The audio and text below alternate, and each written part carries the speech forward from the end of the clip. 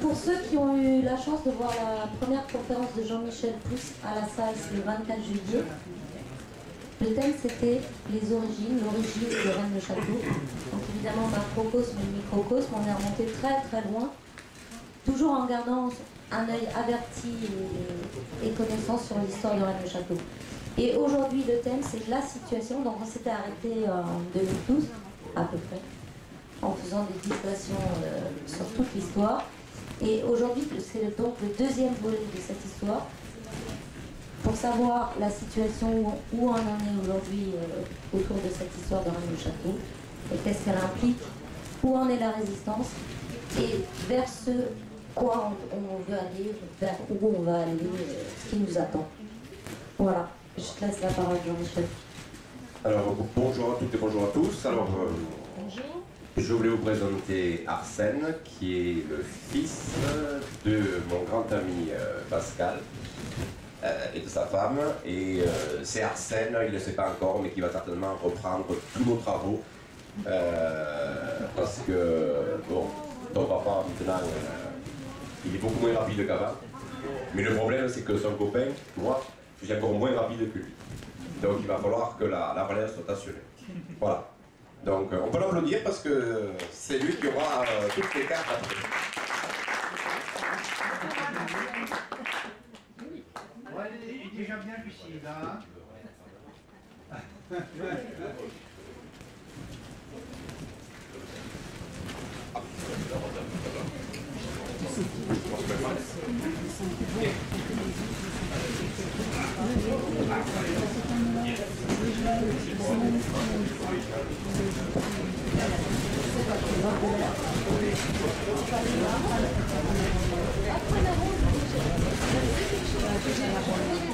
J'ai du souci à me faire, je te signale, parce que la concurrence est rapide sur le plateau.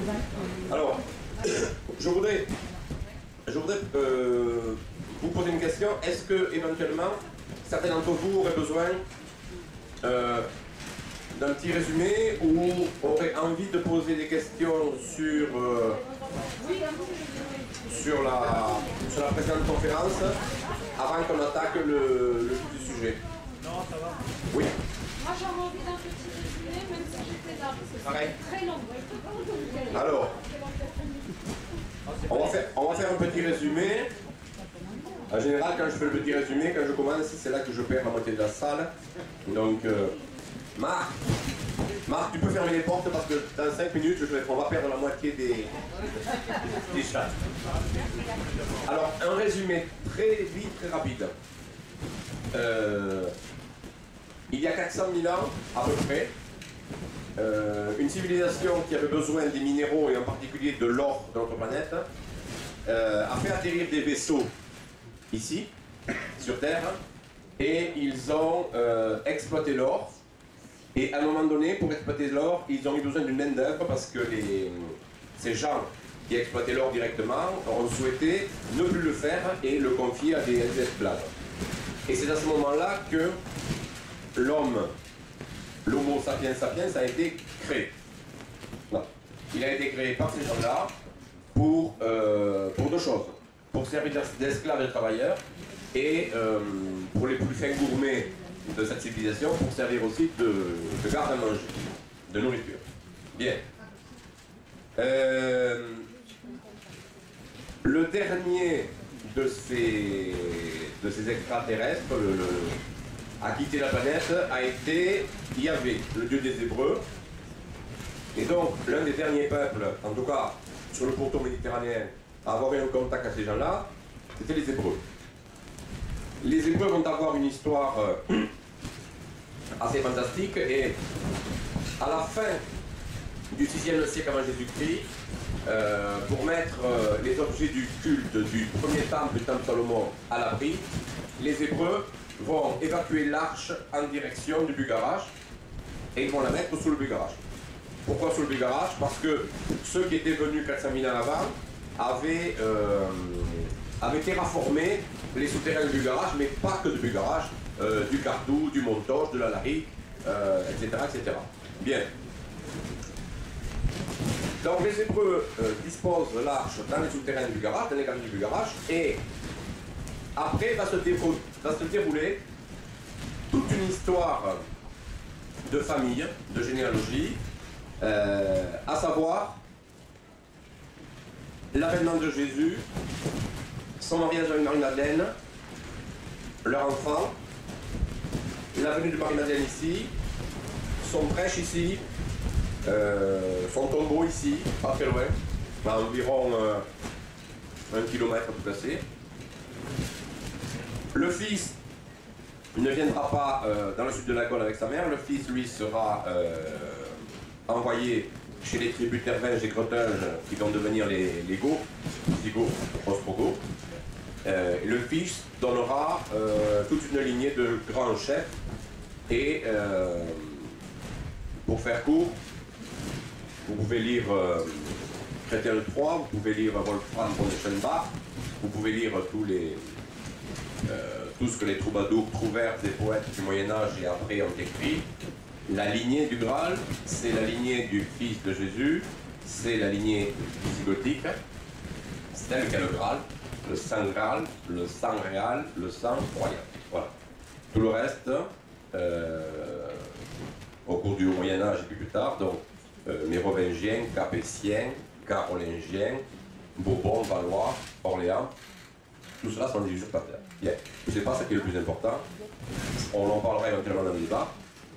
Donc, Marie-Madeleine a vécu ici, a prêché ici, est morte ici, et son arrière-arrière-petit-fils est arrivé donc avec ses troupes visigothiques au début du 5e siècle, vers 411.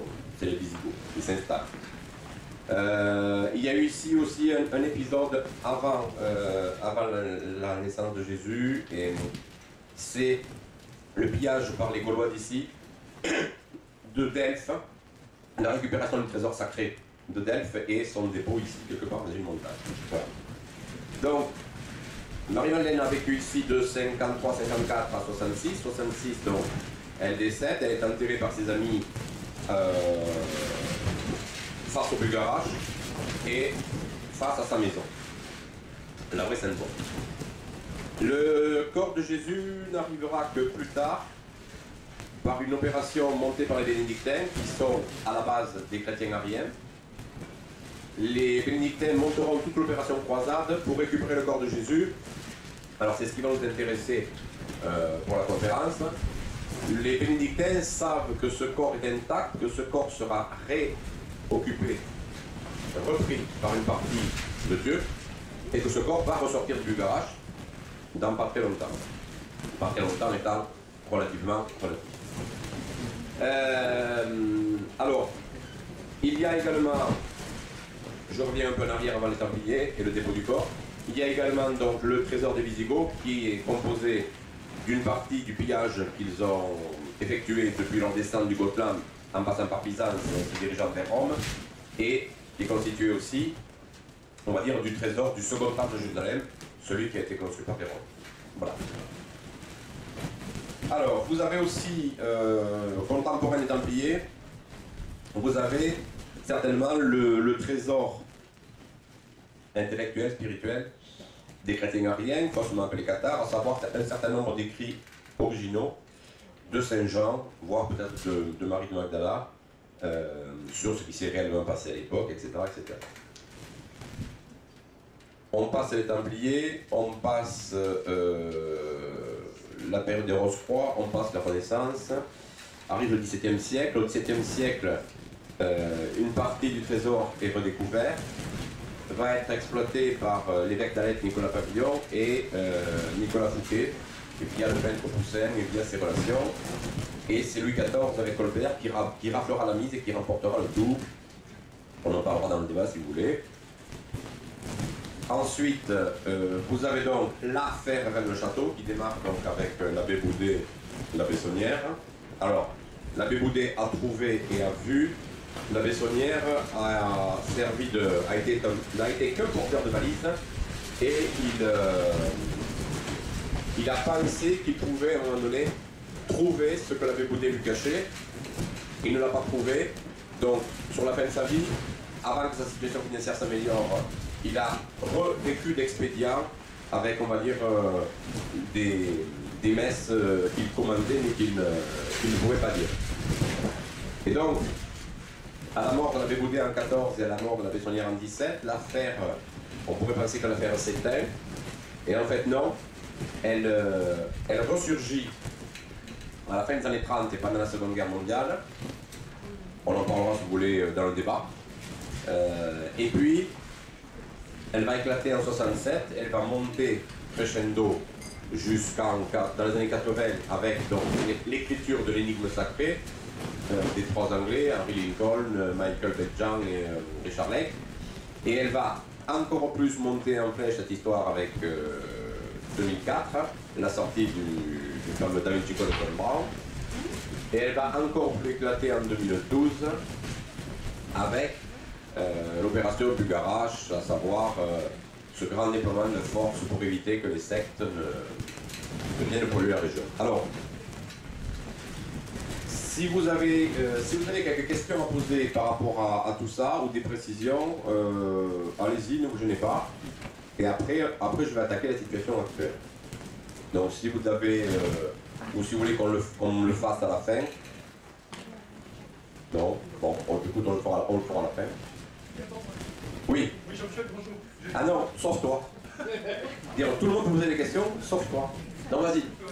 En fait, quand on parle d'origine de l'humanité, ce que tu racontes, c'est que tu racontes Zachary Stéchi. Attends, Émilie va te porter un micro parce que moi j'ai du sable du trésor des Templiers plein les oreilles, je t'entends pas. Oui, alors je disais que quand tu parles des origines de l'humanité, ça fait référence un peu à Zachary Stéchi, ce que tu racontes là, en sachant que j'ai oublié le nom de l'auteur qui a écrit les chroniques de Giroud. Voilà, Tom Parks, je dirais, il n'aime pas du tout Zachary Stéchi. Il est considéré comme un charlatan et un très mauvais traducteur de l'écriture sumérienne. Donc là aussi, je me demande s'il ne faut pas être prudent quand on fait ça. Ensuite, quand tu as continué, donc tu dis voilà, c'est reptilien chercher de l'or. Alors j'ai vu des recherches de mon côté et on s'est aperçu que dans l'espace, il y a beaucoup plus d'or dans l'espace que sur la planète. Donc ça me paraît doit être un non-sens que d'aller venir sur Terre, créer une humanité, pour dire, en faire des esclaves, faire des extractions, alors que dans l'espace, ils arrivent avec leur technologie, ils récupèrent tout leur et c'est pénal. Donc ça me paraît... Je me pose des questions. Oui, mais c'est comme le vin français. L'or terrestre est bien meilleur que l'or de l'espace. Et ils le savaient. Si tu le dis. Non, je suis tout à fait d'accord avec toi. C'est d'ailleurs ce qui fera le cœur de ma démonstration. Effectivement, nous sommes confrontés à plusieurs niveaux terrestres, intraterrestres et dimensionnels, ainsi que dans le temps. Nous sommes confrontés à plusieurs civilisations qui ne viennent pas de la Terre. Certaines s'y sont réfugiées, certaines s'y sont développées. Et ces gens-là ne pensent pas comme nous, ne vivent pas comme nous, ne réfléchissent pas comme nous et n'ont pas forcément les mêmes objectifs que nous, ou en tout cas n'ont pas des objectifs par rapport à nous. Et il ne faut pas, on ne peut pas parler de bon ou de méchant, puisque c'est comme si nous avions une réflexion par rapport aux fourmis. Est-ce que les fourmis se posent la question de savoir si l'humanité est bonne ou méchante? Bon. Tant qu'une fourmilière n'a pas été défoncée par un humain, les fourmis ne se posent pas la question. Le jour où une fourmilière est défoncée par un humain, les fourmis vont se dire apparemment, c'est quand même un grand connard. Mais c'est pas parce qu'il y en a un qui défonce une fourmilière que tous sont des connards. Enfin, ceci étant, il y en a beaucoup. Hein. Donc, je suis d'accord avec toi. C'est des questions qu'on réabordera d'ailleurs ici avec Rock Soper quand il développera sa théorie de la matrice.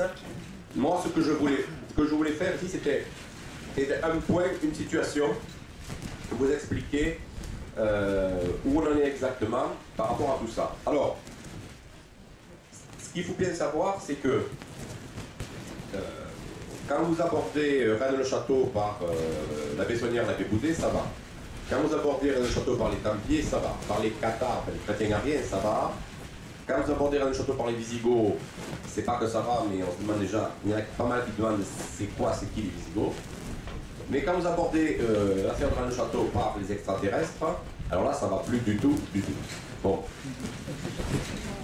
Ce qu'il faut savoir, c'est que cette histoire est entièrement créée, contrôlée, surveillée et disputée par des civilisations extraterrestres.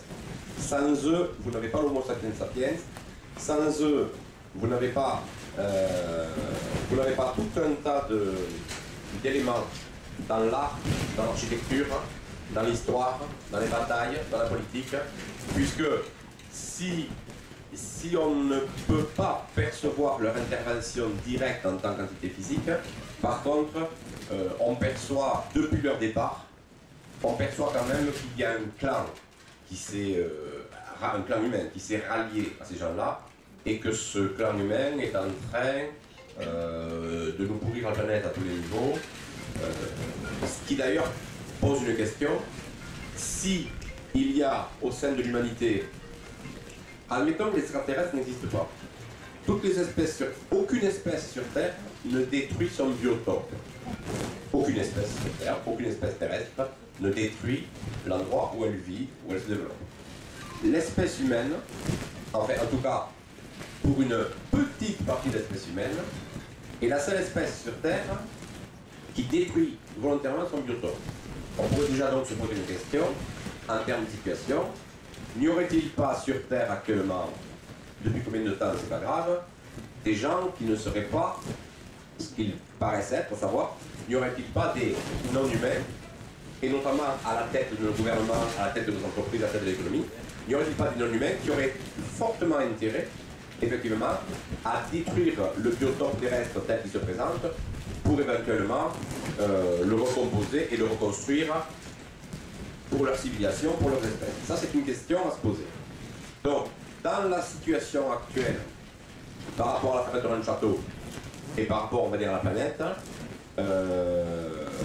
si les extraterrestres n'existent pas, comment se fait-il qu'une race, une des races, la race dominante sur Terre, détruit son biotope alors que aucune race terrestre, en tout cas développée sur la Terre, ne détruit son biotope? Ça, c'est une première question. La deuxième chose que je voudrais dire, c'est que, alors, c'est par rapport à ce qu'on appelle l'Apocalypse, la révélation, c'est par rapport à ce qu'on appelle ce qui va arriver très bientôt. Effectivement, au travers de différentes recherches, rencontres, lectures et de messages, mais j'emploierai pas le mot channeling, j'emploierai le mot de message, il semblerait effectivement que l'on aille vers une révélation doublée ou en simultané avec une confrontation. Alors, là où je prendrai de grandes précautions, c'est que par rapport à la confrontation qui se prépare, il y a deux façons de l'aborder. Soit on l'aborde, on va dire, avec l'amour, et on ne va pas lutter pour résister, on va dire, à ce qui se prépare. Soit on l'aborde toujours avec l'amour, mais avec de l'espoir et avec un refus de ce qu'on pourrait appeler la pensée unique, l'ordre mondial unique, appelez-le comme vous voulez, d'accord? Et à ce moment-là, on risque d'entrer très rapidement en conflit, et en conflit physique, mais pas que. On peut aussi rentrer en conflit psychique, ça c'est déjà fait depuis très longtemps. On peut rentrer donc en conflit avec ces gens-là. Alors, la situation aujourd'hui, elle est assez simple. Il y a de fortes chances que ces faux dieux reviennent très rapidement sur Terre. Et certainement avec des intentions pas très amicales. D'accord ? Par rapport à ce retour, on peut noter que la minorité intellectuelle, culturelle et législative des pays développés, mais également des pays en voie de développement, est en train de se réorganiser. Alors, d'apparence comme ça, ils se réorganiseraient pour avoir plus de pouvoir, plus d'argent, et pour nous réduire l'esclavage. Mais il y a des éléments, des indices qui laissent à penser que si effectivement nos têtes pensantes et dirigeantes se regroupent et se réorganisent pour mettre la planète en coupe réglée, il semblerait qu'il, et ce depuis quelques années, il semblerait qu'ils soient en train de remettre en place la géométrie laissée par ces faux dieux. Il semblerait qu'ils soient en train d'amasser l'or de toutes les réserves des nations pour pouvoir en faire un cadeau à ceux qui reviennent. Et il semblerait qu'ils aient un calendrier beaucoup plus précis que nous en matière de retour. Voilà. Alors, après, si vous voulez, on le fera dans le débat, on peut éventuellement rentrer dans le détail de qui fait quoi, qui est avec qui est avec quoi. En gros, pour ce qui est, on va dire, de l'Occident, auquel on va rajouter les États-Unis, en gros, la totalité des dirigeants, quel que soit le parti politique, est inféodée à quelque chose qui ne dit pas son nom, qui a un rapport avec ce qu'on appellerait poliment la mythologie, les anciens dieux, grecs, romains, sumériens, égyptiens, acadiens, et du côté de l'Amérique, avec tous ces dieux d'Amérique centrale ou d'Amérique du Sud. Il semblerait qu'ils préparent effectivement leur arrivée, et la préparation de l'arrivée consiste à faire taire, voire emprisonner, voire éliminer toute personne qui voudrait dévoiler ce plan et qui se positionnerait en face avec ce qu'on pourrait appeler les politiques ou les blancs. Ensuite, par rapport à ici, par rapport à Rennes-les-Bains et Rennes-le-Château, il y a effectivement une volonté homéopathique ou pas de dénaturer toute l'affaire dans le château, d'expliquer donc qu'elle est traitée par des illuminés, de mettre en place un système sectaire et de faire venir ici des gens qui sont vraiment allumés de façon à ce que le public ne puisse plus faire la différence entre les allumés, les vrais, et on va dire ceux qui sont initiés et qui ont une autre manière de voir les choses. Et il y a progressivement une législation rampante dont on a eu un dernier exemple mi-juillet, à savoir que dorénavant, tout ce qui est trouvé dans le sol, que ce soit un sol, un terrain communal ou que ce soit un terrain privé, il n'y aura plus de 50% pour l'inventeur et 50% pour le propriétaire. Maintenant, tout ce qui viendra du sol, tout ce qui sera trouvé au sol, c'est pour l'État. Alors vous allez me dire, ça tombe bien, on nous a expliqué que l'État c'était nous. Pas tout à fait. Pas tout à fait. Mais si un jour vous trouvez quelque chose d'intéressant sur terre ou sous terre et qu'on vient vous voir en disant mais ça c'est à l'État, vous direz ça tombe bien, l'État c'est moi. Vous verrez bien la réaction qu'aura l'État, puisque l'État c'est vous, donc normalement il ne devrait pas y avoir de problème. Moi je pense qu'il y aura des problèmes. Alors, pour entrer un petit peu dans le détail,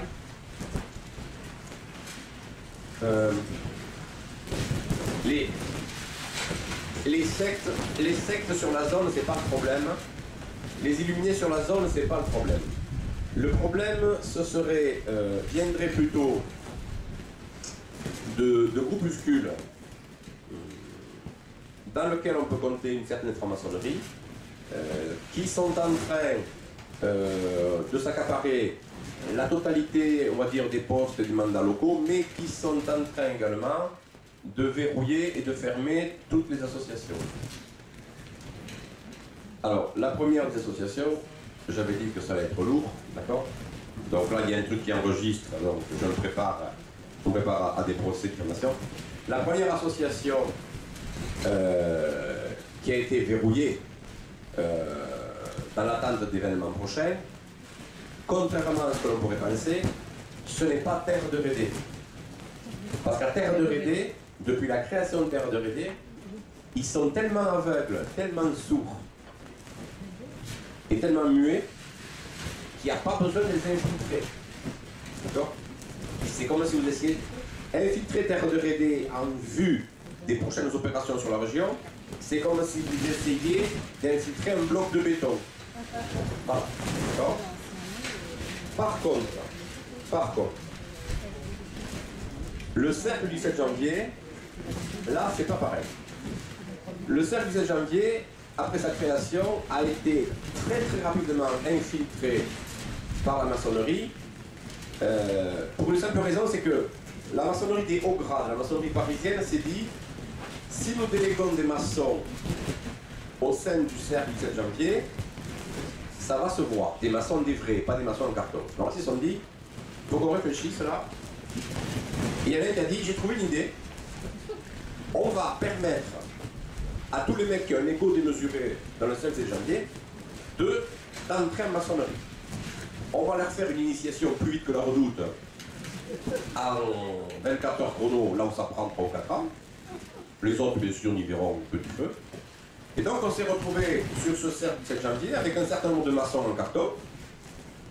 Et à partir du moment où vous avez une association dans laquelle vous avez des maçons en carton, vous avez par contre la possibilité de cacher, de camoufler un ou deux maçons de haut grade, 33e degré au-delà. Et donc aujourd'hui, on peut dire que le 7 janvier est largement noyauté par quelque chose qui ne dit pas son nom, qui est parfaitement au courant de l'affaire et qui manipule comme des pantins, on va dire, toutes ces petites gens. Bon, je vous passe le cercle Boudet, parce que le cercle Boudet, sur Année 20, s'il n'existait pas, on ne le saurait pas. Donc le cercle Boudet, passons. Vous avez ensuite quelque chose de beaucoup plus, comment dire, de beaucoup plus fin, qui est la Morque, l'ancienne mystique ordre rosicrucien. Alors, la Morque a des adeptes sur le Languedoc, sur l'Aude, et la Morque suit cette affaire de très très près, et pour cause, si l'affaire de Rennes-le-Château-Rennes n'existait pas, le premier qui a créé la Morque n'aurait pas été initié à Toulouse par des gens qui connaissaient certains secrets de l'affaire de Rennes-le-Château, et la Morque n'existerait pas aujourd'hui. Voilà. Alors la Morque, moi j'en ai fait partie pendant un an, et puis je les ai quittés parce que je leur dis, écoutez, moi, au rythme où vous envoyez les cahiers et au rythme où vous envoyez les factures, premièrement les cahiers, je commence à m'ennuyer. Par contre, au niveau des factures, je m'ennuie pareil parce que plus le cahier est fin, moins il y a d'images dans le cahier, et plus c'est cher. Donc j'ai dit à un moment donné, en termes d'initiation, il y a quelque chose qui va pas. Donc je les ai quittés, voilà. Mais je sais que la Morque a... J'ai une personne dans ma famille qui peut témoigner. Je sais que la Morque a permis, comme la franc-maçonnerie, qu'un certain nombre de gens viennent s'intégrer à cette organisation et les a tout de suite profilés en tant que gens qui avaient des capacités à entrer dans les arcanes secrets de cette affaire. Et donc, la Morque a fait pression, ou en tout cas a accompagné avec un peu de pression ces gens-là pour qu'ils aillent jusqu'au bout. Voilà. Alors, on pourrait aussi parler, on va dire, du ministère de l'Intérieur, de la DCRI. Au passage, je salue les éventuels représentants de nos services de renseignement qui seraient dans la salle. Je leur dis que c'est pas la peine qu'ils se fassent chier à m'écouter parce que mon discours, tout le monde le connaît, il est un peu partout sur le net. Et de toute façon, on ne cédera pas à la pression, on n'a pas l'intention de se rendre à leurs arguments, enfin aux arguments de leur patron, et que donc venir nous écouter, c'est très bien, parce qu'au moins ils apprendront quelque chose, qu'ils savent déjà. Par contre, penser qu'un jour ou l'autre, d'une manière ou d'une autre, ils nous feront changer d'avis, c'est mal nous connaître. Et ils devraient pour ça revoir les Visigoths, revoir la croisade contre les Cathares, revoir les Templiers, revoir un certain nombre de choses pour savoir que c'est pas demain la veille qu'on va lâcher l'affaire et qu'on la tienne. Alors, si l'on fait le tour un peu de toutes les associations qui grenouillent autour, vous avez effectivement des gens qui ne sont pas ce qu'ils disent être et qui sont là pour, on va dire, d'autres organisations, d'autres officiers. Si l'on part sur un niveau un peu plus sérieux, entre guillemets, toutes les agences de renseignement et toutes les organisations opérationnelles qui sont directement pilotées par des agences de renseignement sont toutes ici, sont toutes venues ici, y ont déposé des forces spéciales qui ont fait un certain nombre d'opérations. la totalité de ces forces spéciales a été gratifiée de cadeaux du ciel, sont repartis la queue entre les jambes, et certains de ces membres des forces spéciales ne sont plus là pour le dire parce qu'ils sont restés dans le trou dans lequel ils sont rentrés. Voilà. Comme dans les forces spéciales, on ne comptabilise pas les gens, ni les noms, ni quoi que ce soit. Qu'une équipe américaine, israélienne, française, anglaise, allemande, russe soit venue avec 10 personnes et qu'il n'y en ait qu'un seul qui soit reparti, vous ne le saurez pas, on ne nous le dira jamais. Et puis bon, non pas. Mais sachez que les Américains en premier ont mis de gros moyens. Alors, d'autant plus de gros moyens que dans les années 50-60, le gouvernement américain, enfin les officines américaines, ont réussi à entrer en contact avec une civilisation extraterrestre et ils ont surtout réussi à se faire avoir. Mais ils pensent en fait avoir pu passer un accord avec ces gens-là, accord qui dit que moyennant que les Américains autorisent au prélèvement d'humains et d'animaux, les Américains seraient destinataires d'une micro-partie de technologie, mais cette micro-partie de technologie les rend largement plus puissants aujourd'hui.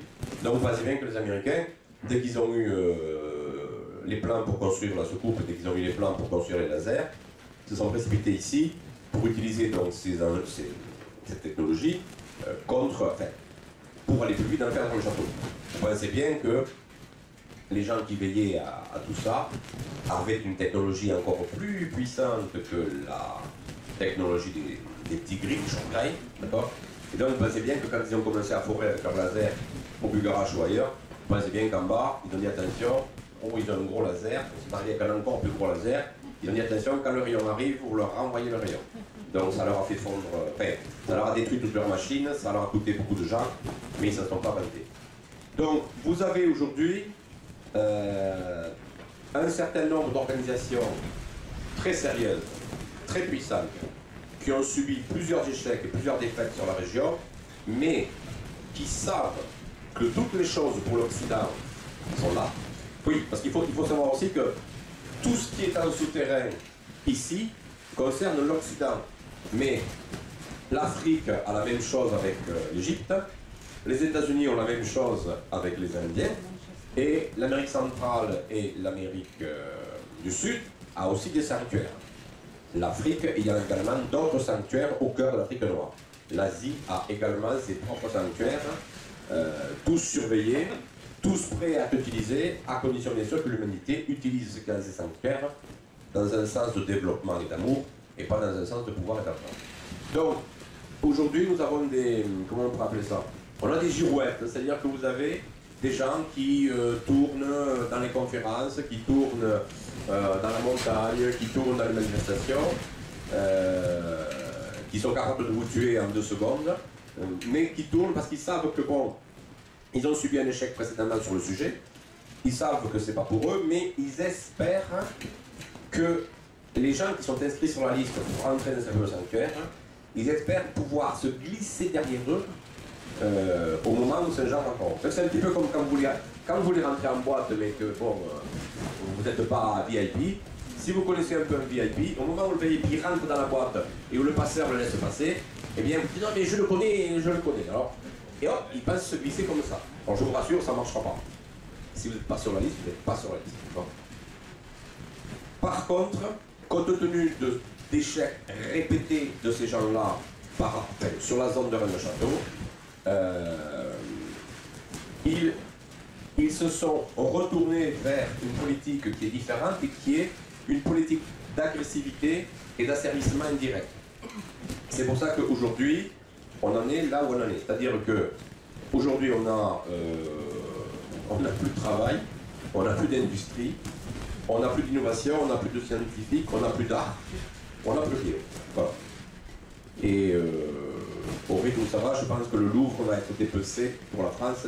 Le Louvre va être dépecé très rapidement. D'accord ? Mais on ne le lira pas. Donc, puisqu'ils ne peuvent pas pénétrer les sanctuaires, ils brûlent toute la zone alentour, au propre configuré, et ils se préparent donc avec leurs copains extraterrestres à une confrontation entre les abrutis qui vont rester droits en disant nous on n'est pas d'accord avec ce système-là, et puis potentiellement ce qu'on pourrait appeler les forces blanches, les forces positives, qui sont pas loin. Alors, si je continue comme ça, je vais me faire traiter de rock soccer, c'est-à-dire que vous allez me dire, hein, ouais mais la dernière fois rock soccer, quand il nous a fait un exposé, à la fin on voulait tous lever les mains et se rendre parce que c'était la catastrophe. Bon. Alors, ce que je peux vous dire de la situation pour ce qui concerne les forces blanches, c'est que, premièrement, l'ordre du temple a été réveillé. L'ordre du temple est de nouveau opérationnel. Alors, n'attendez pas des mecs avec des chevaux, des lances, etc., des carpons, non, non. Mais l'ordre du temple est réveillé. Ces fameuses forces blanches, en tout cas ceux qui sont pour nous, sont en train de réactiver les mémoires et les réincarnations d'un certain nombre de personnes, et ils sont en train de regrouper de manière homéopathique tous ces gens de façon à pouvoir former un premier front face à ce qui va pas tarder à nous arriver, parce que si on prend par exemple un exemple très concret, à savoir cette loi qui dit que toute chose qui sera trouvée sur Terre ou sous Terre appartient à l'État depuis donc mi-juillet 2016, on peut penser que ces gens-là sont parfaitement au courant de ce qui se trame dans leur dos ici et se disent que de toute façon, si on ne peut pas affronter directement les chercheurs qui sont missionnés pour trouver des choses et les faire sortir, on peut en tout cas essayer de les arrêter par la loi et par la pression, on va dire la pression administrative. Donc voilà pourquoi cette petite loi est sortie en disant maintenant tout ce qui est au sol appartient à l'État, et plus aux propriétaires, et plus élémentaires. Et puis on a actuellement, comment dire, les représentants sur Terre des forces noires dans la région, même sur la région parisienne, alors ils se forcent, ça les constipe un peu, mais ils sont en train de faire de grandes risettes et de grandes propositions à ceux qu'ils savent pouvoir entrer, pouvoir trouver, pouvoir sortir les choses. Donc nous avons depuis quelque temps constaté que effectivement un certain nombre d'entre nous étaient invités à consulter les éléments que ces gens-là avaient en toute liberté, alors qu'il n'y a pas si longtemps que ça, on se faisait insulter, cracher dessus, interdire de conférences et traiter d'illuminés. Ce qui peut vous donner un ordre d'idée de la connaissance des forces noires sur les temps, les gens et les lieux, d'accord? Parce que si les forces blanches n'ont absolument pas les délais, par contre elles ont les lieux. Et vous vous doutez bien que les lieux, on a commencé à gratter, qu'on ne va pas s'arrêter. Et que si on était, s'il y avait une tentative de nous stopper, alors là il faut que les mecs de l'État entendent bien, ça évitera des morts, de leur côté. S'il y avait une tentative de qui que ce soit de l'État, quel que soit leur représentant, pour nous stopper au moment où on va rentrer, au moment où on ressortira des sanctuaires, il n'y aura aucun cadeau. Ils ne redescendront pas de la montagne. C'est clair. Ils peuvent acheter des cartes de police, de gendarmerie, ils peuvent acheter des cartes du club Mickey, de Disneyland Junior. Ils ne redescendront pas. Il n'y aura aucun quartier. Aucun. Ça, entendez-le bien. D'accord? Je vous avais promis du lourd. Donc, c'est clair. Constitutionnellement, le fait de dire ça me met hors la loi et me fait risquer un procès. Mais je le dis ouvertement en tant que membre de l'ordre du temple rénové, on a repéré les lieux, on a localisé les lieux, on va travailler à déboucher les galeries, on va descendre voir ce qu'il y a, on va voir qu'est-ce que l'on peut en faire, et absolument personne ne nous arrêtera. Il faut savoir aussi une chose, il faut savoir que la réactivation d'ordre comme l'ordre du temple, ou la réactivation de toute de toute organisation de type Rose-Croix ou de type maçonnique, mais maçonnique dans le bon sens du terme, d'accord, s'accompagne d'une protection extrême sur ces gens-là. Donc, ce que vous pourrez vérifier, ce que nous avons vérifié, ce que j'ai vérifié très récemment, et ça s'accélère, c'est que si vous êtes parmi les forces noires, que vous n'avez pas de problème, ne créez pas de problème à des représentants des forces blanches. Parce que si vous créez des problèmes artificiels aux représentants des forces blanches, à ceux qui font des recherches pour faire sortir les choses dans l'affaire d'un château, vous allez avoir de très gros ennuis. Et ces ennuis, ça peut aller jusqu'à la mort. Alors, je vais vous donner un exemple. Il y a 3 mois, quelqu'un qui ne travaillait pas pour eux, mais qui travaille que pour lui, est décédé d'un cancer foudroyant. Il n'y a pas si longtemps, il y a une autre personne, bien connue de l'affaire des Rennes, qui est décédée sans avoir rien pu faire.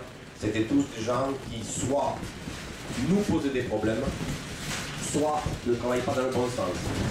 Et comme les temps sont proches, il ne faut pas prendre les forces blanches pour des oies blanches. Les forces blanches ont décidé aussi de mettre leur grain de sel et d'écarter, d'éliminer tout ce qui va faire barrage. Donc, sur ce point de situation, j'insiste bien sur le sujet. Si vous n'êtes pas appelé, si vous ne vous sentez pas appelé, si vous n'êtes pas inscrit dans cette histoire de Rennes-Berne-Château, d'accord, et si vous sentez que vous y êtes toléré, mais juste toléré, n'insistez pas. Parce que si vous insistez, le premier accident sera sans frais, le deuxième accident sera avec frais, le troisième accident sera définitif. Bon. On en est là parce que les forces négatives, les forces noires sont aux portes des mêmes sanctuaires, et qu'il n'est absolument pas question que ces forces s'emparent, qui ont déjà suffisamment de pouvoir comme ça, s'emparent, on va dire, du peu qui a été entreposé, on va dire, pour les forces blanches. Alors, on va parler terrain. Donc, c'est bien le corps de Jésus qui est au Bugarache, dans la vaste zone au-dessus du Lausadel. Cette cavité, elle constitue l'entrée ouverte au palais fermé du roi. Si vous avez envie de vous y promener pour la chercher, faites extrêmement attention parce qu'en ce moment, c'est très chaud. C'était déjà chaud à l'époque, c'était très chaud. Donc, pour tous ceux qui voudraient honnêtement faire des recherches sur la tombe de Jésus, sur la face sud-est du Bugarache, je vous invite à faire extrêmement attention à la moindre chose, au moindre détail quand vous allez démarrer votre randonnée. Vous aurez automatiquement un avertissement sans frais, un retard, un impondérable. À partir du moment où vous avez un retard, un impondérable, alors que vous vouliez randonner dans la zone de Jésus, considérez qu'ils vous font cadeau d'un avertissement sans frais, à savoir, tu n'es pas appelé pour le moment, ou tu n'es pas appelé du tout, ça c'est vous qui déterminerez, à aller trafiquer dans le tombeau de Jésus, à plus forte raison sur un corps qui doit être réinvesti et qui doit ressortir de la grotte. Bien.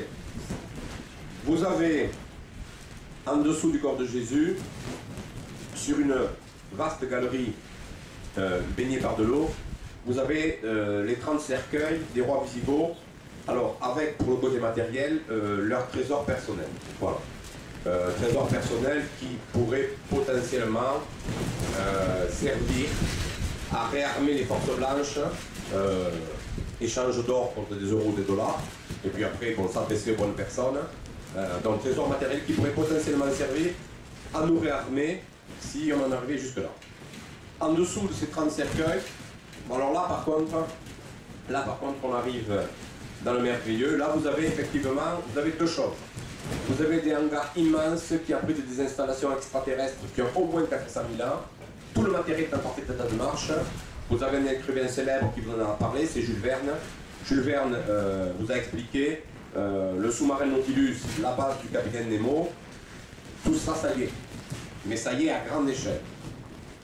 Et vous avez aussi, parce que ça fait partie de cette histoire de l'humanité, vous avez aussi une station de métro de la Garta qui permet aux extraterrestres, enfin qui permet à ces gens-là, descendants d'Atlante ou pas, qui leur permet d'arriver donc depuis leur terre intérieure, ça leur permet d'arriver au Bugarach. Voilà. Bon, s'il y en a qui n'aiment pas le miel du Bugarach, il y a une station de métro au Cardoux. S'il y en a qui n'aiment pas le vin de la Morine, il y a une station de métro à la Larique. Et s'il y en a qui n'aiment pas le vin de la Larique, vous avez une station de métro sous le Montoche. Voilà. Vous en avez certainement d'autres, mais donc c'est exactement. Alors, là c'est pareil. Hein. Si on ne vous a pas donné un ticket pour rentrer dans le métropolitain de la Garta, n'essayez pas de forcer la porte, il y a de fortes chances pour que vous ayez de gros soucis. Voilà. Alors, comment se positionnent les gens de la Garta par rapport à ce qui est en train de se passer au-dessus, je ne sais pas. Je ne sais pas si ces gens de la Garta, c'est descendants d'Atlante, ces extraterrestres, je ne sais pas s'ils sont neutres, bienveillants, s'ils vont entrer en lutte pour leur propre pouvoir, leur propre civilisation, ou si éventuellement ils vont passer d'un côté ou de l'autre. Ce que je peux vous dire, c'est que les gens de la Garta, il ne faut pas penser, quand vous pensez à Garta, quand vous êtes un extraterrestre, il ne faut pas penser à la même philosophie que nous, à la même religion que nous, et à la même valeur de la vie que nous. Ce sont des gens qui nous sont largement supérieurs, qui ne nous sont pas forcément favorables. On pourrait discuter du mot favorable, mais ce sont des gens qui n'hésiteront pas, s'ils remontent, à raser la moitié de la planète pour s'y installer. Ça ne constituera pas un péché ou une faute pour eux, parce que pour eux, ça ne se joue pas en ces termes-là. Il faut le savoir. Voilà. Alors, pas très éloigné du Bugarach. Si on ressort du Bugarach, alors, pour faire court, vous avez les mêmes sous le Cardoux, d'accord, et les mêmes sous la Larique et les mêmes sous le Montoche. Ce qu'il faut savoir aussi par rapport à ces choses-là, ces gens-là, c'est que suite à la défaite de la bataille des pyramides entre les troupes de la Triade, c'est-à-dire d'Isis, d'Horus et d'Osiris, face aux troupes de Seth, ces montagnes, les souterrains de ces montagnes ont servi de hangar, refuge pour tout le matériel militaire et toute la logistique des troupes d'Isis. Mais vous pensez bien que les Settiennes n'ont pas lâché l'affaire et que donc, systématiquement, dans ces sous-sols de montagne où se sont implantées des troupes qui ont été battues, c'est implanté à proximité, soit dans des réseaux souterrains à proximité, soit dans des reliefs à proximité, se sont implantés des avant-postes settiens, c'est-à-dire que vous avez des engins de Seth qui sont, comment dire, ces troupes-là sont endormies, complètement dormant, et ces troupes-là seront réveillées dès que les troupes d'Isis feront mine de se réveiller et de sortir pour se lancer dans la bataille. Donc vous avez systématiquement, et c'est pour ça que si vous visitez le Cardoux, si vous visitez le Bugarach, si vous visitez la Larique ou si vous visitez le Montoche, c'est pour ça que vous avez des zones qui pulsent pas mal et des zones qui pulsent noir, c'est parce que vous avez dessous des centres positifs ou des centres négatifs, d'accord, avec ces gens-là qui n'attendent qu'une chose, ils attendent que les premiers se réveillent pour se réveiller. Alors, l'État français est parfaitement au courant, puisque en ce qui concerne l'affaire de Château, l'armée a demandé à la mairie de Cassaigne de pouvoir disposer d'un terrain sur lequel il y a actuellement une antenne. Aujourd'hui, cette antenne serait un relais pour téléphone portable, mais à l'époque, l'armée, c'est comme à Roswell, ils ont parlé pour l'armée avait bien indiqué que l'antenne leur servait à installer un système de radar à basse et moyenne altitude. À basse et moyenne altitude, un radar, c'est pas pour contrôler les vendeurs de marijuana qui cultivent du côté de la Serpa ou d'ailleurs. D'accord? C'est pas pour arrêter les voitures de ces gens-là, c'est pas pour arrêter ce trafic-là, c'est certainement pour contrôler et arrêter quelque chose qu'ils savent exister. D'accord? Alors, pour vous donner un exemple d'interaction entre l'histoire, l'héraldique et ce que je raconte, vous regardez le blason de la famille des deux voisins à Arques, il y a 3 losanges, ce sont 3 fusées ou 3 fuseaux qui, sur le blason original, était garé sur un dessin qui représente une couronne à l'envers. En fait, c'est un quai. D'accord? Donc, vous avez 3 losanges garés sur les quais. Et ces 3 losanges existent bien. Ils sont positionnés actuellement sous le Cardou. Leurs pilotes sont en catalepsie, en léthargie. Et leurs pilotes seront réveillés immédiatement dès que le premier vaisseau, dès que le premier engin Isiac fera mine de se réveiller et de sortir. Ces 3 pilotes sont censés sortir, écraser ceux qui vont sortir et surtout appeler immédiatement les forces négatives pour qu'il y ait des renforts et pour qu'on puisse écraser tout ça une bonne fois pour toutes. Voilà. Donc aujourd'hui, on en est là. Aujourd'hui, l'abbé Saunière qui va farfouiller dans les tombes et l'abbé Boudet qui écrit un livre farfelu indiquant un certain nombre de choses très importantes, c'est effectivement toujours d'actualité, mais on en est nettement plus loin. D'ailleurs, si vous reprenez la vraie langue celtique, vous vous rendrez compte que l'abbé Boudet, peut-être d'autres personnes, moi je préfère dire l'abbé Boudet, parce que j'aime bien l'abbé Boudet. L'abbé Jourde, il est sympa, mais l'abbé Jourde, il n'est pas de chez nous, voilà, même s'il est sympa. Donc l'abbé Boudet a écrit son texte de façon qu'il y ait plusieurs lectures, et notamment une lecture pour les bas de vue comme moi, pour les simples comme moi.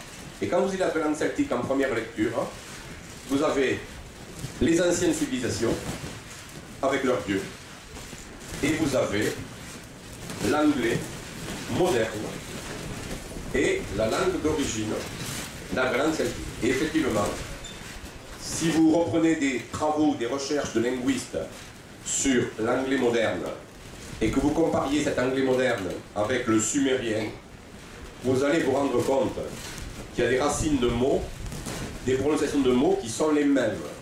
D'accord? Alors, ça je le dis pour tous ceux qui sont fans de la théorie selon laquelle la reine d'Angleterre est une reptilienne au pouvoir. Alors, je ne sais pas si David Icke a raison, je ne sais pas si la reine d'Angleterre est une reptilienne. Ce qui est certain par contre, c'est qu'on trouve dans la monarchie anglaise, dans les emblèmes de la monarchie anglaise et dans les cérémoniales, on trouve quand même des choses qui ont plus trait à Babylone, aux Juifs et à tout ce croissant fertile que, on va dire, un produit 100% anglais, anglais depuis que Guillaume a créé dans son royaume l'Angleterre, Guillaume le Conquérant. Donc voilà, je referme la parenthèse. Alors, je reviens sur donc, les dépôts. À vue du Bugarach, vous avez donc la tombe de Marie-Madeleine, avec certainement des écrits. Elle a certainement mis par écrit ce qu'elle avait vécu avec son mari lors, on va dire, de la vie de Jésus, de sa passion. Vous avez peut-être d'autres écrits. Il n'est pas impossible que le sanctuaire de Marie-Madeleine ait été aussi employé pour ses amis, pour d'autres personnes, peut-être pour des apôtres, en tout cas pas ceux de Pierre, mais ceux qui étaient magdaléniens, c'est possible aussi. Alors vous avez pas très loin, et à cause du sanctuaire de Marie-Madeleine et du dépôt de son corps et de ses écrits, vous avez pas très loin le trésor des Templiers, le trésor, ce qu'il reste du trésor matériel des Templiers. D'accord ? Alors, si l'on parle trésor des Templiers, il faut être clair.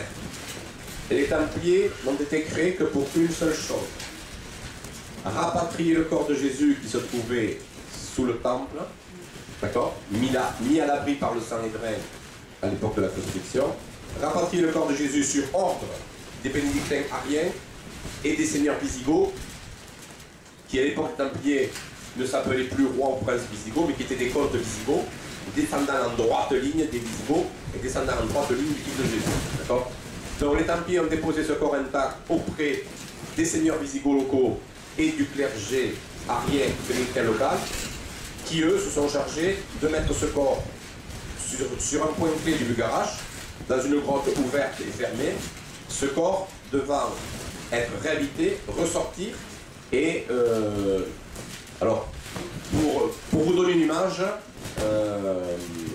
celui qui ressortirait pourrait constituer le chef de tribu pour éventuellement reprendre la planète à ceux qui ont décidé de la confisquer.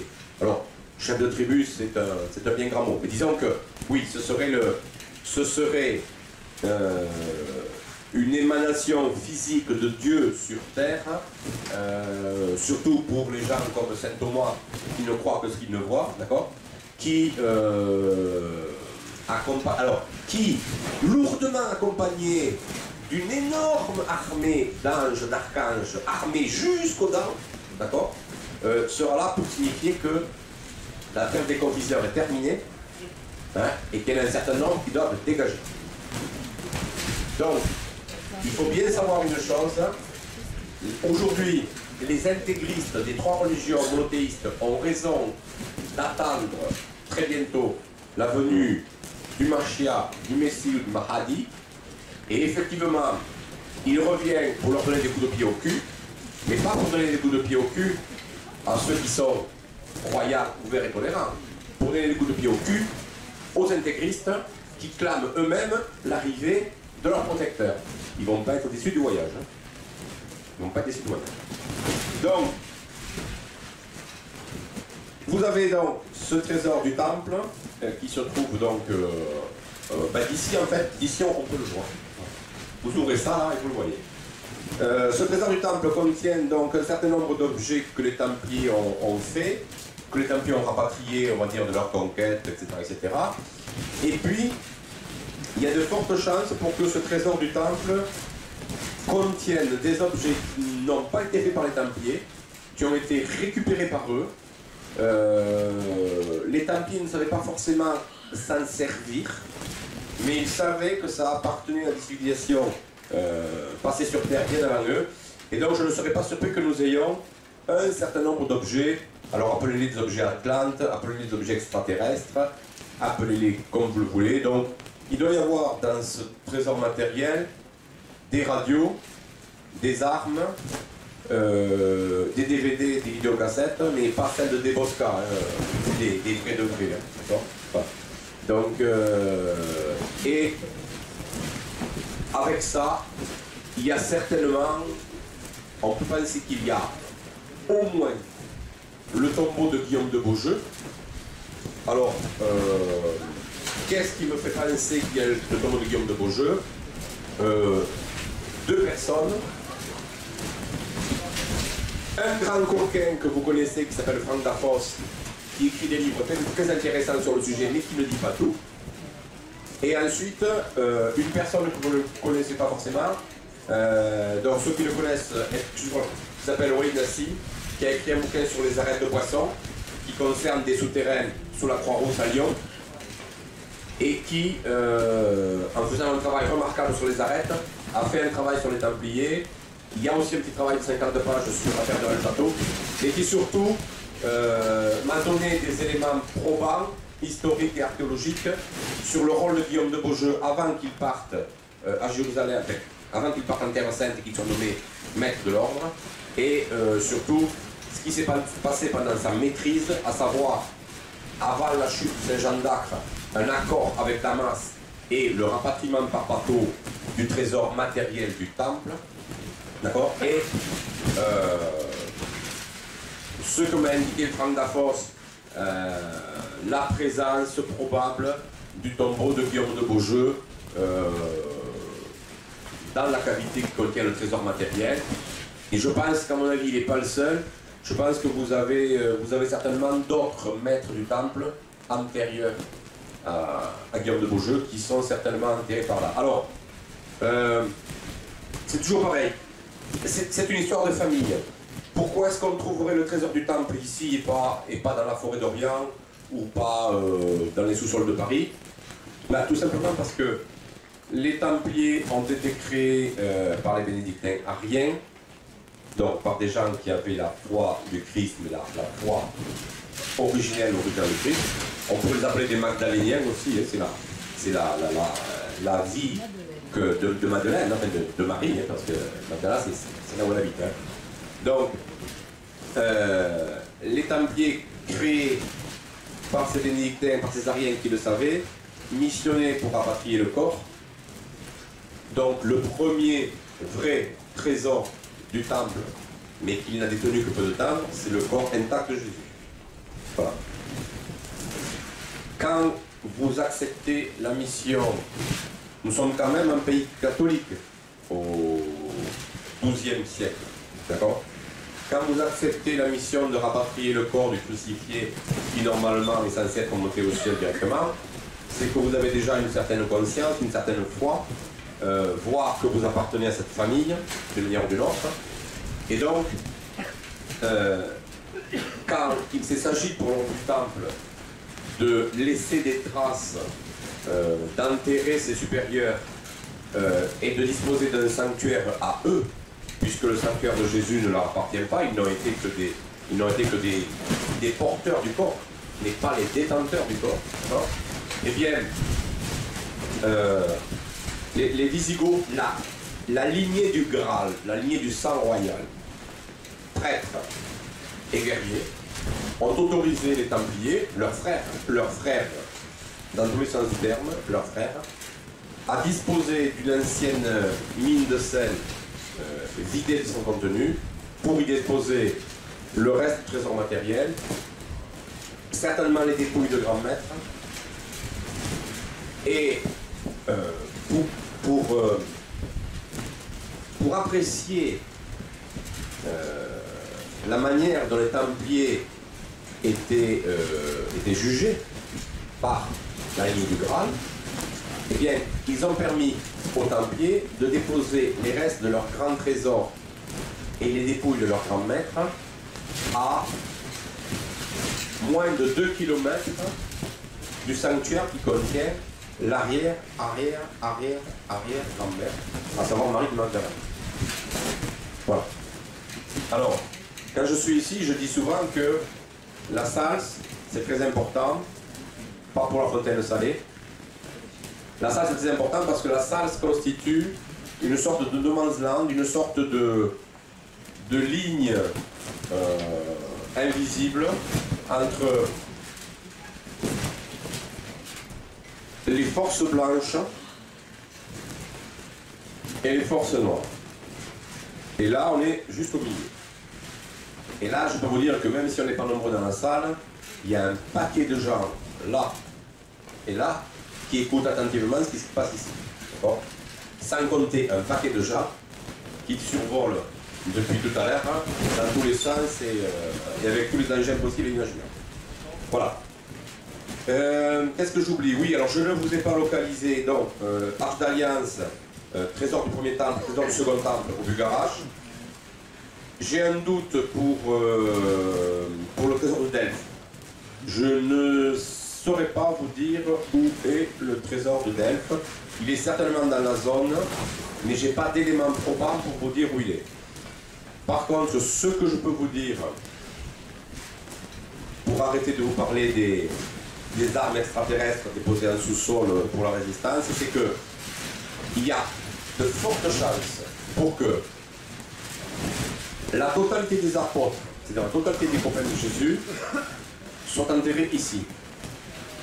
Y compris le premier opposant à Jésus et Marie-Madeleine, Pierre, Saint-Pierre, dont les dépouilles ne sont pas du tout à Rome, mais qui serait probablement dans les gorges de la Pyrolis, dans la zone de l'ancien monastère bénédictin de Saint-Martin-Lys. Voilà. Il y a de fortes chances. Alors, pourquoi est-ce que Pierre serait là? Parce que Marie-Madeleine et ses copains étaient d'accord pour que Pierre, qui a fini par comprendre au bout du bout le message de Jésus et qui a fini par comprendre au bout du bout qu'il fallait arrêter d'être misogyne, il fallait arrêter un certain nombre de conneries, d'accord? Donc, ils se sont dit, ok, ils ont dit aux partisans de Pierre, vous pouvez l'enterrer. La seule chose qu'on vous demande, c'est qu'il soit enterré dans le voisinage des zones sacrées, mais pas dans la zone sacrée. Donc, il y a de fortes chances pour que vous ayez Lazare, pour que vous ayez Marthe Marie, il y a de fortes chances pour que vous ayez Joseph d'Arimathie, le père de Jésus. Et, alors là, je vais vous faire un petit plaisir parce que je ne sais pas s'il est arrivé, mais c'est pas grave. Il y a de très fortes chances pour que le corps de la Vierge Marie soit quelque part dans cette zone sacrée, Alors moi, comment est-ce que d'où j'en déduis que le corps de la Vierge Marie serait présent ici? Très simplement parce que le fameux reliquaire de Sainte Marie de la Mer, redécouvert par Christian Doumergue, nous montre effectivement une Marie de Magdala en pleurs devant une personne qui est en maillot, enfin, sous un linceul. Or, j'ai un souci parce que, alors, donc, Christian Doumergue me dit, c'est dommage qu'il n'est pas là, Christian dit, bon, c'est le corps de Jésus que Marie-Madeleine rapatrie après la crucifixion. Non, c'est pas possible. C'est le corps de Jésus qui dort sous 18 mètres de roches taillées dans des caves sous le temple, et c'est pas ce corps-là. Alors, si on fait le tour de qui est cette personne, donc en linceul, c'est pas Jésus, c'est pas Joseph d'Arimathie, c'est pas Lazare, parce que Lazare se porte très très bien, il n'a pas besoin de linceul, d'accord. Ce n'est pas un des apôtres, d'accord. Donc, il ne reste plus qu'une seule personne importante, c'est Marie. C'est la belle-mère de Marie-Madeleine, la mère de Jésus. Et donc, je suis persuadé, moi, si l'on regarde les dates de naissance, les dates de mort de la Vierge Marie, il aurait été tout à fait possible pour Marie-Madeleine, sa sœur, son frère et quelques autres, et Joseph d'Arimathie, il aurait été tout à fait possible qu'il rapatrie le corps de l'arrière-grand-mère, sachant que, compte tenu de ce qui allait se passer au Moyen-Orient, il n'était pas question de laisser le corps de la première, de la grande enceinte ancienne, de la laisser voilà, à Éphèse au Moyen-Orient. Donc, vous pensez bien que tous ces corps ne sont pas là pour rien. Vous pensez bien que la plupart de ces corps sont certainement dans un état de conservation assez étonnant. Et vous pensez bien que, comment dire, appelez-les les ondes, appelez-les les forces, appelez-les comme vous voulez, vous pensez bien que ces corps, ces sanctuaires, disposent d'une aura personnelle, plus une aura de défense, qui est sans égale, et qui s'articule sur un certain nombre d'entre nous, de façon à ce que maintenant, là, tout de suite, nous puissions donc nous rendre auprès de ces sanctuaires improbables qui sont tous bouchés, sauf le tombeau de Jésus, et qu'on commence donc à déboucher tout cela, de façon à pouvoir d'abord valider nos hypothèses. Je dis bien valider nos hypothèses parce que nous n'avons pas besoin de ces preuves pour notre foi. La foi, on l'a ou on ne l'a pas. On croit ou on ne croit pas. La fouille de ces sanctuaires et la sortie de choses de ces sanctuaires, c'est uniquement sur un plan pas spirituel et sur un plan matériel, amener des preuves à des gens qui s'interrogent ou qui se tâtent, et amener des preuves à des gens qui ne s'interrogent plus mais qui se disent je ne sais pas si j'ai parié sur le bon cheval. D'accord. Après, ça consistera à montrer ces preuves aux excités d'en face. Là, je ne suis pas sûr qu'eux soient très contents de voir un certain nombre de choses. Alors, vous pensez bien évidemment que ce qu'on appelle actuellement l'Église catholique, donc les seuls et uniques bons représentants du christianisme, sont au courant depuis longtemps. Alors, je fais un petit retour en arrière. Il n'y a pas eu la croisade contre les chrétiens n'est pas la première. La première croisade que l'Église a lancée contre les Ariens, c'est Attila. Attila et ses uns sont passés en Italie. Et le pape il a dit, bon oui certes en Italie il y a des richesses, mais alors vous allez vous gaver si vous allez défoncer les Visigoths, là, le dernier royaume romain, enfin toute la bande là, qui est en Gaule. Donc il a dit là tu y vas, ils sont riches, ils sont pas puissants, tu peux les défoncer, tu vas tout récupérer. Sauf que Attila a suivi les conseils du pape, donc il est rentré donc, en Gaule. Malheureusement, les peuples qui n'étaient pas forcément toujours d'accord entre eux se sont groupés et au champ catalonique, Attila s'est pris une grosse pilée qui l'a obligé à se retirer dans son cercle de chariot et puis de là à repartir. Et au moment de rentrer chez lui, il n'a quand même pas oublié de passer à Rome lui dire « Dis donc camarade, le pape là, ça s'est pas exactement passé, le pillage là comme tu nous l'avais expliqué. On en a pris plein la gueule, mais par contre dans les poches on n'a pas d'or, pas d'argent, on n'a rien. » Donc vous pensez bien qu'il y a quand même eu quelques problèmes de vol. La croisade, qui ne dit pas son nom, d'Attila des Huns contre la Gaule et en particulier contre le royaume visigoth, c'est bien la première croisade. Elle a échoué. Donc l'église s'est réunie et s'est dit merde, on a échoué.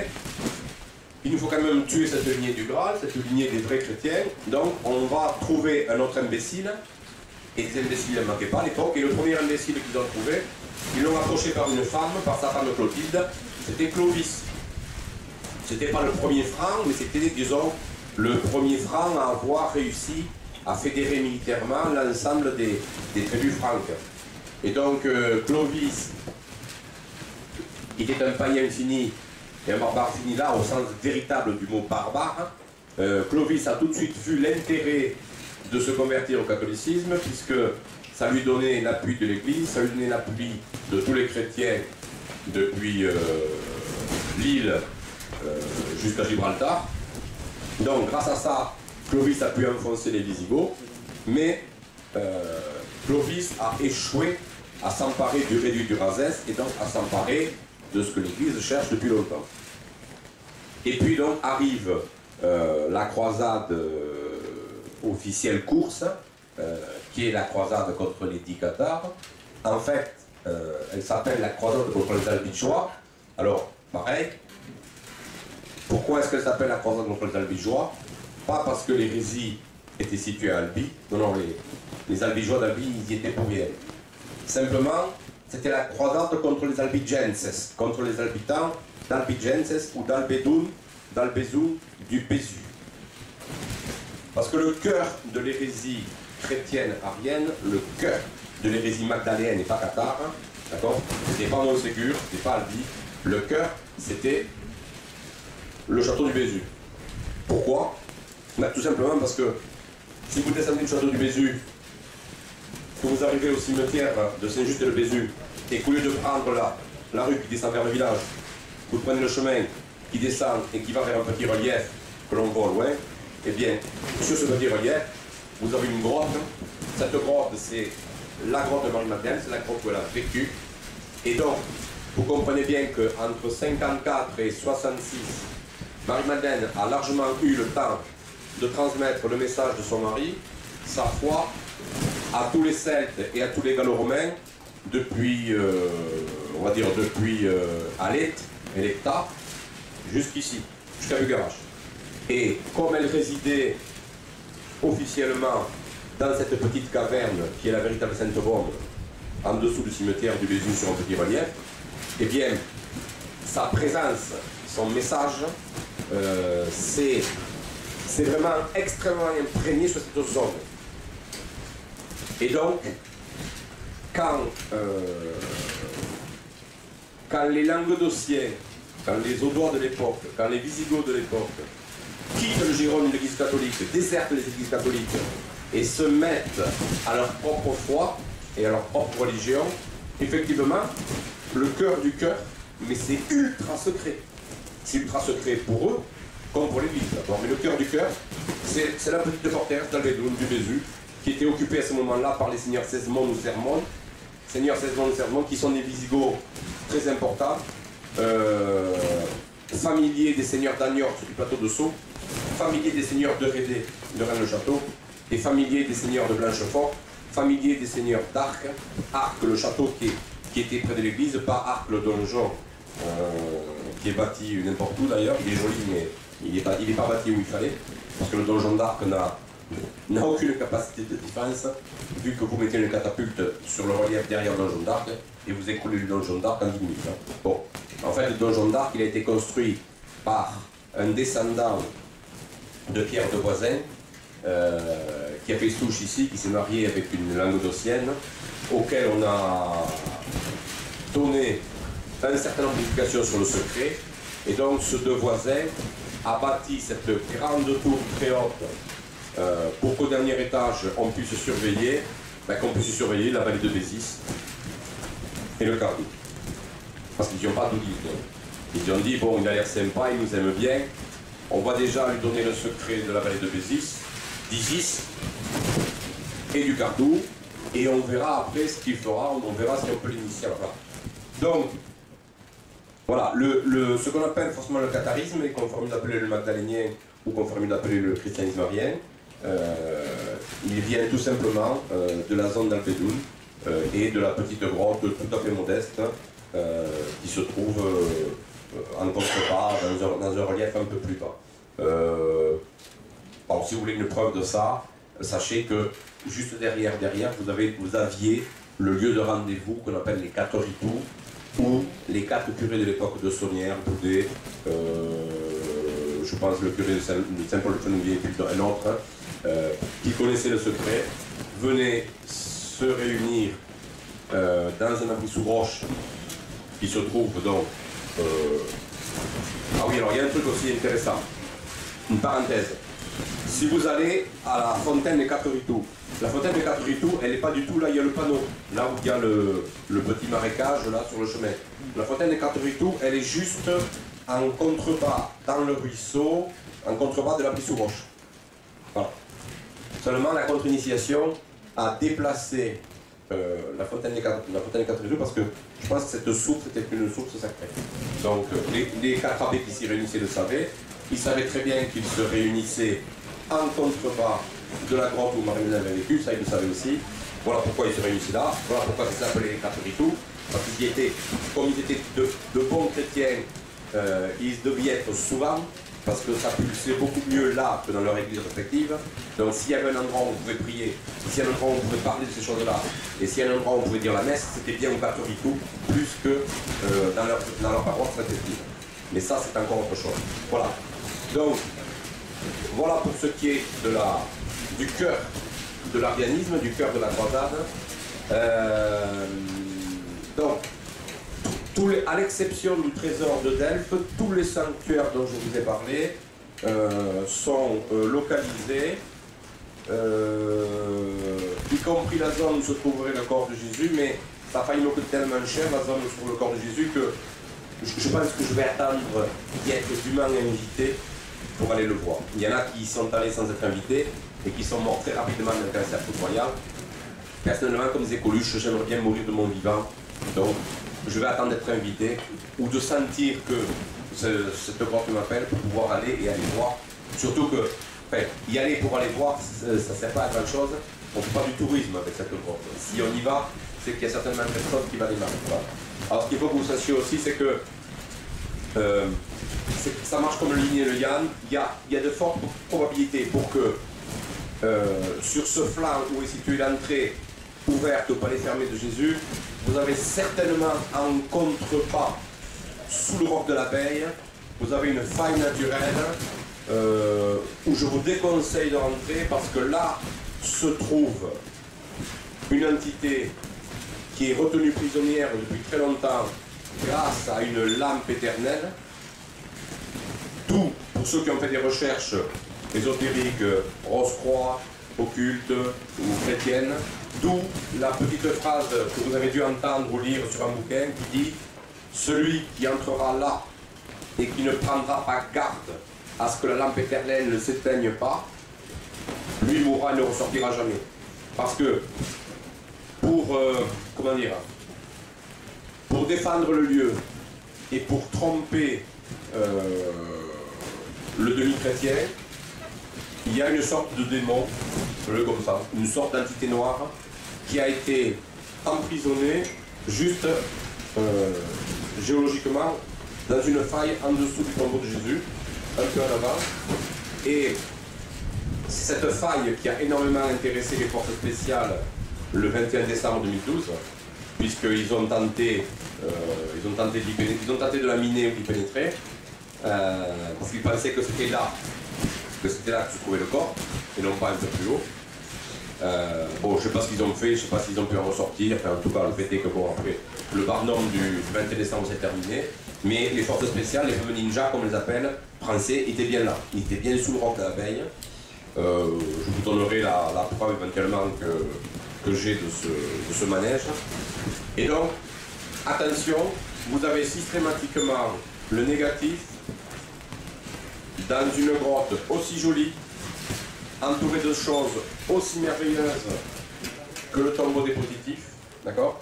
Et si vous ne prenez pas garde à ce que vous dit votre cœur, vous allez rentrer dans ces fameux tombeaux négatifs, pensant pouvoir atteindre le positif, et là vous n'en ressortirez pas parce que la chose qui est là-dedans attend de sentir la vie qui est en vous, votre âme, qui lui servira d'énergie pour se réveiller, pour briser les grégores et pour sortir de la faille, au sens sortir du terme. Voilà. Alors ça peut être un démon, ça peut être une sorte d'extraterrestre. En tout cas, c'est pas de chez nous. Ça vient pas de chez nous, c'est pas made in France, ça c'est clair. Voilà. Que vous dire d'autre sur le sujet? Je pense que j'ai fait le tour. J'ai certainement oublié des choses. Alors oui, je voudrais dire un petit mot sur quelqu'un qui défrait la chronique. C'est toujours dans un point de situation. Vous avez certainement entendu parler de Jean d'Arboun, alias Philippe Julien. Alors, Philippe Julien, il fait râler certains. Alors, je vais vous expliquer. Philippe Julien, il fait râler certains parce que lui a réussi à faire payer 100 € ou plus de 100 € à des gens pour aller au Bugarach. Ces gens payent volontairement, d'accord? Sont contents d'aller au Bugarach, sont contents de redescendre et sont contents, on va dire, de toute l'ambiance que crée Philippe Julien, donc Jean d'Arboun autour. Et alors, il n'est pas critiqué pour ses élucubrations, on va en reparler, sur les logions et sur la soucoupe avec l'Atlante ou le roi Atlantide. Il est critiqué parce que, et notamment par des gens du cercle du 7 janvier, et notamment des gens de Terre de Rêver, il est critiqué parce que eux n'ont pas eu la capacité de pouvoir arnaquer des gens à 100 ou 130 €. Donc, ce qui les gêne, c'est pas le message de Jean d'Arboun. C'est surtout que Jean d'Arboun réussit à prendre du pognon déjà là où eux ne peuvent pas prendre du pognon. Voilà, ça s'arrête là. Alors après, je voudrais revenir sur les révélations, les liaisons channeling de Jean d'Arboun. La seule chose sur laquelle Jean d'Arboun a raison, c'est qu'effectivement, il n'y en a pas qu'un, hein, mais effectivement, il y a bien sous le Bugarach un engin extraterrestre, un vaisseau de combat et d'exploration, dans lequel il y a effectivement une entité de forme humanoïde qui dort, comme on l'appelle le bois dormant, dans l'histoire d'appelle le bois dormant, d'accord, et qu'effectivement, cette entité se réveillera un jour. Après, je suis beaucoup plus dubitatif sur le message d'amour et de révélation de cette entité à Jean d'Arboun. C'est là où je pense qu'il y a arnaque. Voilà. Mais sur l'existence de ce vaisseau, décrit par Jean d'Arboun, il n'y a pas arnaque, parce que en fait, Jean d'Arboun n'a fait que reprendre les révélations de Jules Verne par rapport au Nautilus, par rapport à la base du savant fou dans une grande grotte dans laquelle il y a un lac, d'accord? Il y a bien effectivement au moins un vaisseau. Bon, moi je vais vous dire, il y en a en fait plusieurs, parce que quand on est rentré, on a pu en sauver pas mal de vaisseaux de la bataille. Donc il y en a un, mais il y en a d'autres dans les hangars. Alors, si, je ne résiste pas quand même au plaisir de vous... Alors, pour ceux qui se sont intéressés à l'affaire de Rennes-le-Château et à la stèle de la marquise, vous avez vu qu'en bas de la stèle, alors, rajouté, pas rajouté, originel, pas rajouté, vous avez vu qu'il y a une araignée. Une bestiole à 8 pattes. On disait à l'époque de l'affaire, dans les années 60, 70, 80, 90, on disait, même celui on disait c'est araigne. Araignée, jeu de mots, langue des oiseaux, araigne. Alors, la bestiole qui a été sculptée, c'est pas une araignée. C'est un poulpe, un octopode. Alors, avant l'arrivée, il y a moins de 400 000 ans, de cette fameuse civilisation extraterrestre venue exploiter les mines, bien avant ça, la Terre avait été ensemencée par ce qu'on appelle la civilisation des grands jardiniers. Alors les grands jardiniers, qui eux doivent certainement être assis à la droite du Père, c'est une civilisation extraterrestre extrêmement puissante, extrêmement spirituelle. Ce sont des gens dont le cœur et l'intellect nous dépassent à des milliards et des milliards et des milliards d'années-lumière. Bon. Et ces gens-là avaient sur un temps qui n'est pas le nôtre, avaient plusieurs projets pour la Terre. Et un des projets qu'ils ont réussi, ils ont permis que, sous le Bugarach, dans cette immense étendue d'eau, mais quand je dis immense, c'est immense, ça devait avoir la taille de la Méditerranée, ils ont implanté des poulpes géants, des octopodes. Bon. Ces poulpes se sont développés et ont créé une civilisation d'octopodes il y a des milliers d'années, bien avant l'arrivée des reptiliens ou des humanoïdes reptiliens, et lorsque les jardiniers ont décidé de transformer la planète pour qu'elle puisse recevoir les premières bactéries qui vont donner les premiers batraciens, et puis qui vont donner plus tard les mammifères, les oiseaux, les ptérodactyles humanitaires. Donc, avant d'ensemencer la vie et de faire démarrer ce qu'on appelle la préhistoire, ce que les paléontologues appellent les dinosaures, etc., les grands jardiniers se sont dit qu'il n'y aurait pas la place, notamment ici, dans cette région pas sacrée, mais dans cette immense serre horticulture, ils se sont dit que les octopodes n'auraient certainement plus leur place et puis ils ne seraient pas forcément contents de partager, on va dire, le coin avec des mecs qui viennent avec des pioches, des pelles, des cache-cates pour fouiller. Donc les jardiniers ont retiré la quasi-totalité des poulpes, des octopodes, qui étaient dans les immenses étendues d'eau sous le Bugarach et ailleurs, à l'exception, il y en a toujours un qui rate le bus de cette histoire, à l'exception d'un ou deux octopodes qui, eux, ont choisi volontairement de rester, de se cacher, et ils ont été autorisés par les jardiniers à rester. Et cet octopode a dû certainement, à certaines périodes, sortir et taquiner un peu les gens qui se balaient sur le garage, puisque cet octopode, il est sur la stèle de la marquise qui date du XVIIIe siècle. Mais cet octopode, ce poulpe géant, c'est lui qui attaque le Nautilus du capitaine Nemo. D'accord? Et ça, c'est Jules Verne qui nous le dit. Alors, ce n'est pas sorti de l'esprit imaginatif de Jules Verne, cet octopode géant qui attaque le Nautilus. C'est simplement sorti de l'initiation qu'il a reçue. Et il a voulu, de manière déguisée, pour les grands et les petits enfants, expliquer que l'octopode qui s'attaque au Nautilus n'est pas de la même race et n'a pas les mêmes origines que les gens du Nautilus. Voilà. Et il a dû faire aussi d'autres bêtises, ce poulpe, parce que ce poulpe, vous le trouvez dans un tout petit encart d'un magazine qui n'a rien à voir avec l'ésotérisme, qui est un magazine Aujourd'hui Madame ou Bonsoir Madame. Vous avez un petit encart dans lequel on vous explique qu'il y a une légende qui dit que sur le Bugarach, il y avait une araignée géante qui s'appelait Artak Imri et qui s'en prenait régulièrement aux personnes de sexe masculin dans la montagne. Voilà. Alors, je vous raconte ça parce que ça, il n'y a pas de preuve, mais ce à quoi il vous faut réfléchir, c'est que cette grande civilisation qui se fait appeler les jardiniers, d'accord, elle a certainement envoyé des représentants en chair et en os au temps de François Ier, qui se sont fait appeler la Société des forestiers, d'accord.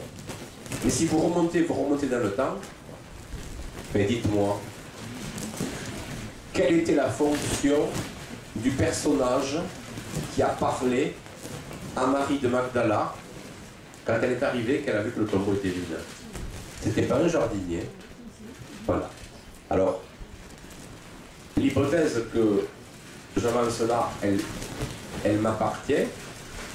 Je ne dis pas que je suis sur la bonne voie, mais je trouve que des jardiniers qui implantent certaines choses qui créent la vie sur la planète, puis un jardinier que rencontre Marie Magdala, puis des forestiers que rencontre François Ier et certainement Léonard de Vinci. D'accord? Il y aurait peut-être des recherches à faire. Alors, ça ne pourrait être que des recherches intellectuelles, donc ce sera certainement des recherches infructueuses, ou en tout cas des recherches qui n'aboutiront pas, mais c'est vrai que, ils doivent se marrer, parce que comme ils sont là, ils doivent se marrer, c'est vrai qu'il ne serait pas inintéressant d'essayer de définir ou d'approcher cette fameuse civilisation des grands jardiniers qui, en grade, est largement supérieure à tout ce que l'on peut imaginer en termes de démons, toutes catégories confondues, en termes d'anges, archanges, etc., et en termes de civilisation extraterrestre, toutes capacités confondues. Voilà. Et en conclusion, on va vers une révélation suivie d'une confrontation, mais rassurez-vous, les bons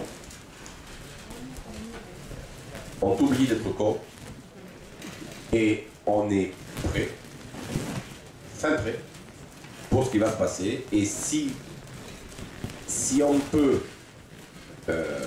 se confronter sans utiliser d'armes, on le fera. Voilà. Ça s'appelle le saut de la foi, ça s'appelle rester debout et libre face à la majorité qui va vouloir nous crever, et ne pas bouger d'un pouce, c'est eux, pas aux US, hein. Ne pas bouger d'un pouce, parce que si vous ne bougez pas, au moment où ils arriveront au plus près pour vous dézinguer, il y a de fortes chances pour que vous voyez de grandes choses arriver pour vous défendre. Voilà. Merci pour cette première partie. On se retrouve après la pause. Merci.